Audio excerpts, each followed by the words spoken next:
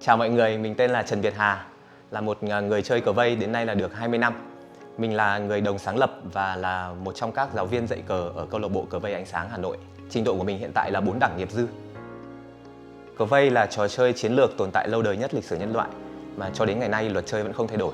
Hầu hết thì đều cho rằng cờ vây đã ra đời được cách đây ít nhất là 3.000 năm tại Trung Quốc.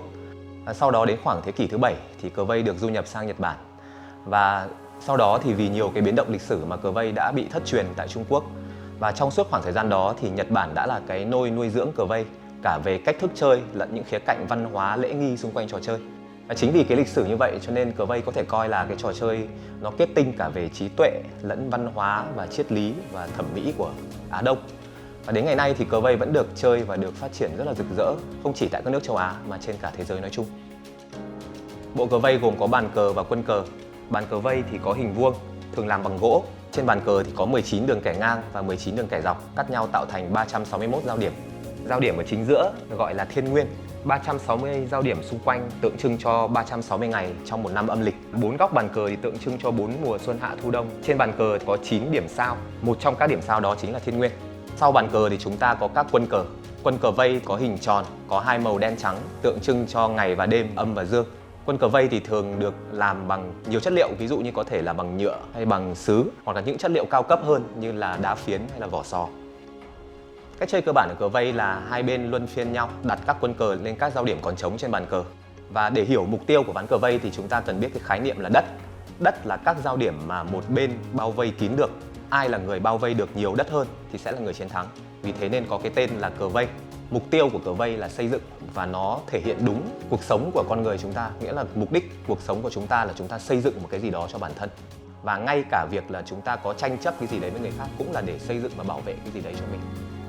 Mình biết đến cờ vây là qua bộ truyện tranh nổi tiếng của Nhật Bản tên là Hikaru no Go. Và mình đọc bộ truyện đấy thì từ thời mình còn là một học sinh cấp 2. Và từ đó đến giờ thì mình luôn luôn bị cái vẻ đẹp của cờ vây mê hoặc. Cờ vây là một trò chơi nó rất là đẹp. Thứ nhất nó đẹp về hình thức, bàn cờ thì hình vuông và các quân cờ thì hình tròn, nó tạo nên một sự hài hòa về hình dáng. Các quân cờ đen trắng nó nổi bật trên bàn cờ màu vàng. Và không chỉ là hình thức, cờ vây nó còn đẹp trong bản thân cách thức chơi của nó. Có những cái nước cờ người ta gọi nó là những nước cờ đẹp, tại vì nó là những nước cờ tạo nên những cái hình dáng vừa chắc chắn lại vừa linh hoạt, thể hiện cái tính thẩm mỹ của người chơi. Và cuối cùng thì cờ vây còn đẹp về trong những cái lễ nghi và văn hóa xung quanh nó. Ví dụ như là trước khi chơi thì phải cúi chào đối phương, trong khi chơi thì tuyệt đối giữ im lặng, và đến cuối ván cờ thì mình là người tính kết quả cho đối phương. Những cái lễ nghi đó rèn luyện cho chúng ta cái sự biết tôn trọng đối phương này, đặt lòng tin vào người khác, cũng như là cái sự trung thực cho chính bản thân mình. Việc chơi cờ giúp chúng ta kết nối với người khác tốt hơn. Một ván cờ nó giống như một cái cuộc giao tiếp vậy. Mỗi nước cờ ở hai bên nó giống như một lời nói, phải để người ta nói rồi mình mới được nói tiếp. Cái việc chơi cờ khiến chúng ta đặt mình vào vị trí của đối phương. Sau một cái ván cờ là hai người đã có thể cảm thấy rất là thân quen với nhau, tại vì trong suốt một ván cờ đã có một ai đó liên tục cố gắng hiểu mình và hồi đáp những cái lời nói của mình.